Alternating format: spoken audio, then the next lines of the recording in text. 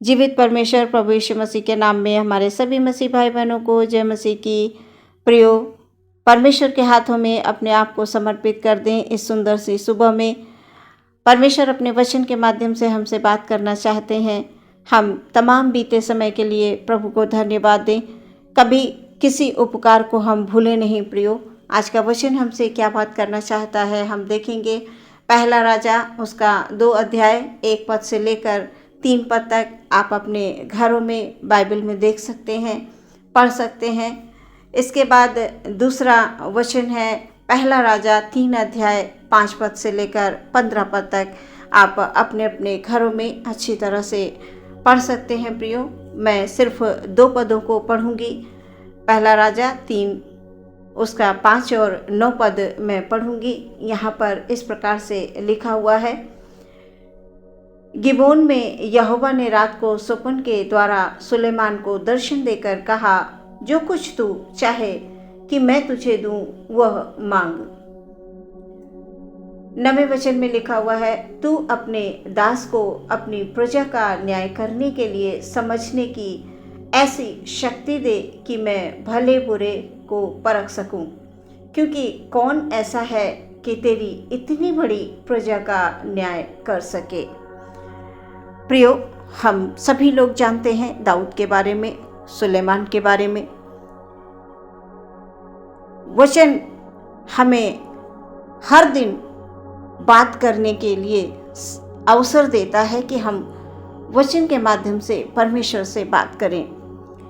दाऊद एक बड़े योद्धा के रूप में जाने जाते थे। जब वो मरे तो अपने पीछे अपने पुत्र सुलेमान के लिए एक दृढ़ संयुक्त राज्य छोड़कर गए। सुलेमान अपनी बुद्धि और अपने धन के लिए बहुत प्रसिद्ध थे। उसके राज्यकाल में शांति थी। जब दाऊद का अंतिम समय निकट था, उसने अपने पुत्र सुलेमान को बुलाकर अपने अंतिम शब्दों के रूप में ये सलाह दी कि मेरी मृत्यु का समय निकट है, यानी मृत्यु का समय आ पहुंचा है। तू साहस रख और दृढ़ हो जा। तू वही कर जिसकी आज्ञा प्रभु तेरा परमेश्वर तुझे देता है। उसकी सभी आज्ञाओं को मानना जो मूसा की व्यवस्था में लिखी हैं, तब तेरे लिए सब कुछ कुशल होगा और तू परमेश्वर की आशीषों से परिपूर्ण रहेगा। प्रियो, दाऊद के बारे में हम बड़ी गहराई से जानते हैं कि दाऊद एक बहुत अच्छे वीर योद्धा थे और उनके अंतिम समय में उन्होंने अपने पुत्र को बुलाकर उन्हें अवगत कराया कि किस तरह से उन्हें आज्ञाओं का पालन करना है और कैसे उनके राज्य को संभालना है। इसके बाद प्रियो, एक दिन यहोवा परमेश्वर सुलेमान के स्वप्न में आते हैं और सुलेमान से पूछते हैं, जो कुछ तू चाहे कि मैं तुझे दूं वो मांग। सुलेमान उत्तर देते हुए प्रभु से ये कहता है, तूने सदा मेरे पिता दाऊद के प्रति अपना प्रेम दिखाया है। उसने सदा तेरी आज्ञा का पालन किया और वो तेरे सामने भला और विश्वास योग्य बना रहा। हे मेरे प्रभु परमेश्वर, तूने मुझे इस योग्य किया कि मैं अपने पिता के बाद राजा बनूं, परंतु मैं छोटा लड़का सा हूं जो भीतर बाहर आना जाना नहीं जानता। मैं कैसे शासन करूं? तेरी चुनी हुई प्रजा के लोग इतने हैं जिनकी गिनती बहुतायत के मारे नहीं की जा सकती। अतः तू मुझे बुद्धि दे ताकि मैं तेरी प्रजा का न्याय उचित ढंग से कर सकूं, मैं भले बुरे को परख सकूं। बिना बुद्धि के मैं तेरी इतनी बड़ी प्रजा पर कैसे राज्य करूंगा या कैसे न्याय करूंगा। प्रियो, सुलेमान किस प्रकार से परमेश्वर से प्रार्थना करते हुए वो सोपन के द्वारा बात कर रहा है। परमेश्वर ने सोपन में उससे पूछा और वो अपने उत्तर में वो ये कह रहा है कि मुझे बुद्धि दीजिए, क्योंकि इतना बड़ा राज्य मैं कैसे संभालूंगा, मैं कैसे प्रजा का न्याय करूंगा। प्रियो, हम यहाँ पर देखते हैं कि राजा सुलेमान ने किस प्रकार से प्रभु से बुद्धि मांगी कि इतनी बड़ी प्रजा को संभालने के लिए तू मुझे क्या दे, बुद्धि दे। परमेश्वर को इस बात की बड़ी प्रसन्नता हुई कि सुलेमान ने बुद्धि का वरदान मांगा है। इसलिए परमेश्वर ने उसे कहा, तूने लंबे जीवन या धन पाने का वरदान नहीं मांगा, न ही अपने शत्रुओं की मृत्यु की कामना की। तूने जो मांगा है वो मैं तुझे दूंगा। मैं तुझे इतनी बुद्धि दूंगा और इतना ज्ञान दूंगा जैसे पहले कभी किसी को नहीं दिया गया है। परंतु मैं तुझे वो भी दूंगा जो तूने नहीं मांगा है। तेरे पूरे जीवन भर तेरे पास अन्य किसी भी राजा से कहीं अधिक धन और अधिक महिमा होगी, यदि तू मेरी आज्ञाओं का पालन करे, जैसा कि तेरे पिता दाऊद ने भी मेरी आज्ञाओं का पालन किया, तो मैं तुझे एक लंबा जीवन दूंगा। तब सुलेमान जाग उठा और उसने जान लिया कि परमेश्वर ने उसे सोपन के द्वारा अर्थात दर्शन में बात की है। प्रियो, सुलेमान को दर्शन मिला और परमेश्वर ने उससे पूछा कि मुझसे मांग, तुझे क्या चाहिए, क्योंकि उसे अपने पिता की राजगद्दी को संभालना था, प्रजा का न्याय करना था। प्रियो, राजा सुलेमान ने परमेश्वर से मांगा तो क्या मांगा?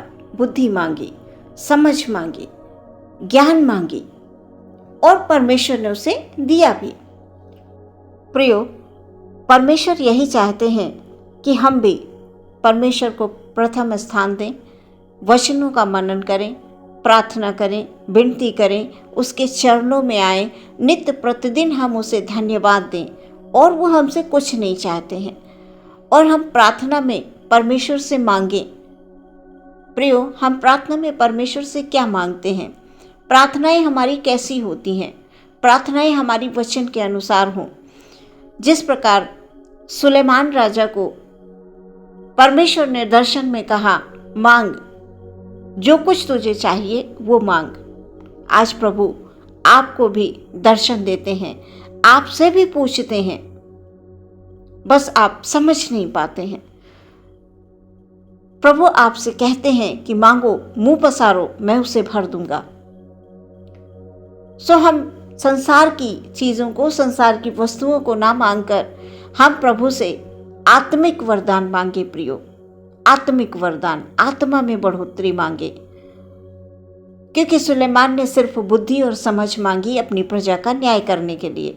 परमेश्वर ने बुद्धि और समझ तो दी, साथ में इतना धन, इतनी संपत्ति दी कि सुलेमान के तुल्य कोई नहीं हुआ। सो प्रियो, परमेश्वर हमें जो हमारी आवश्यकताएं हैं वो भी पूरी करेंगे। हमें कोई बात की कमी घटी नहीं होगी, किसी भी प्रकार से नहीं होगी। प्रियो, बस हम प्रभु के पास जिस प्रकार हम संसार के तमाम कामों को समय देकर करते हैं प्रियो, उसी प्रकार हमें एक अपने दिनचर्या में समय बना लेना है प्रभु के लिए, कि इस समय में हमें प्रभु से बात करनी है। ये समय हमारे प्रभु का है। हम सारे कामों को बड़े समय से करते हैं, बस हमारी प्रार्थनाएं ही रह जाती हैं जो हम समय के साथ नहीं कर पाते हैं। सो प्रियो, परमेश्वर को प्रथम स्थान दें और परमेश्वर आपके जीवन में अद्भुत काम करेंगे, अद्भुत काम करेंगे जो आपने कभी सोचा नहीं होगा। अद्भुत गवाहियां देंगे प्रियो। बस परमेश्वर की आज्ञाओं को हमें सुनना है, परमेश्वर हमसे बोलते क्या हैं, वचन के माध्यम से हमसे क्या कह रहे हैं। तो ये चीज़ें हमें तभी पता चलेंगी जब हम वचनों को पढ़ेंगे, हम अच्छी संगति करेंगे। हम किस संगति में बैठ उठ रहे हैं ये भी बहुत आवश्यक है प्रियो। सो अपने जीवन को प्रभु के हाथों में समर्पित कर दे और हर एक परिस्थिति में परमेश्वर को धन्यवाद दे। चाहे वो कैसी भी परिस्थितियां आपके सामने क्यों ना हो, आप किसी भी परिस्थिति में विचलित ना हो, क्योंकि आप विचलित होंगे आप परमेश्वर के वचन को नहीं समझ पाएंगे। इसलिए शांत मन से परमेश्वर के पास आएं और प्रभु से प्रार्थना करें और आपकी प्रार्थनाओं को सुनकर प्रभु उत्तर अवश्य देंगे और आपका जीवन परमेश्वर की इच्छा के अनुसार होगा और आपके जीवन में परमेश्वर की बहुत सारी आशीषें होंगी, बहुत सारी बरकतें होंगी और आप हमेशा आनंदित और मगन रहेंगे प्रभु में। आइए प्रियो, हम अपनी आंखों को बंद करेंगे और मैं ये विश्वास करती हूँ कि इस वचन के द्वारा परमेश्वर आपको बहुत बढ़ाएंगे। हम अपनी आंखों को बंद करें और प्रार्थना में जाएंगे। धन्यवाद धन्यवाद धन्यवाद धन्यवाद धन्यवाद धन्यवाद, स्तुति और प्रशंसा और तारीफ हो मेरे परमेश्वर की। खुदाबंद, हम अपने आप को, अपने सभी भाई बहनों को, बड़ों को, बच्चों को, बुजुर्गों को, जवानों को प्रभु आपके हाथों में दे देते हैं। पिता, सब पर परमेश्वर तेरे अनुग्रह भरी दृष्टि जैसे अभी तक बनी रही है प्रभु, आने वाले समय में भी बनी रहे। प्रभु जी, हम प्रार्थना करते हैं हमारा कोई भी भाई, कोई भी बहन किसी भी प्रकार से प्रभु जी परेशानी में है, बीमारी में है, खुदाबंद परिवार में किसी भी सदस्य को किसी भी प्रकार की समस्या है, दुख है, तकलीफ है, अनेकों ऐसी बीमारियां होती हैं जिससे हम निराश होने लगते हैं।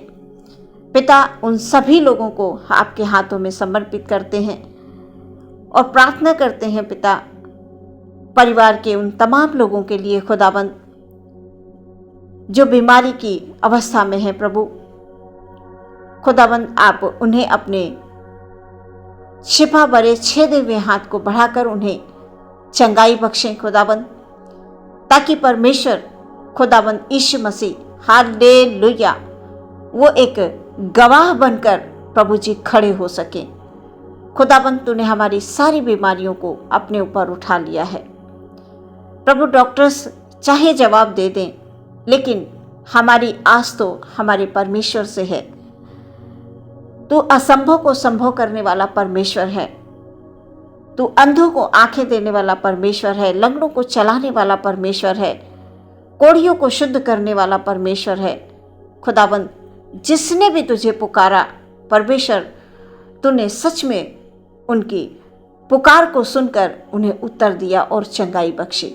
आज हम सभी भाई बहनों को आपके हाथों में समर्पित करते हैं पिता। हमारा कोई भी भाई, कोई भी बहन निराशा में न जाए खुदाबंद, बल्कि अपने हाथों को उठाकर अपने होठों से प्रभु को धन्यवाद दें। हर एक पल, हर एक क्षण धन्यवाद देते रहें, ताकि तेरे अनुग्रह भरी दृष्टि हम सब के ऊपर बनी रहे। आदर, महिमा, सम्मान आपको देते हैं पिता। हमारे किसी भी भाई के घर में, किसी भी बहन के घर में किसी बात की कमी घटी ना हो, क्योंकि परमेश्वर के जो लोग होते हैं उन्हें कभी किसी भली वस्तु की कमी घटी नहीं होती है। प्रभु यीशु मसीह, आप हमारी प्रार्थनाओं को सुने और हमारे भाई बहनों के जीवन में उन्नति दें।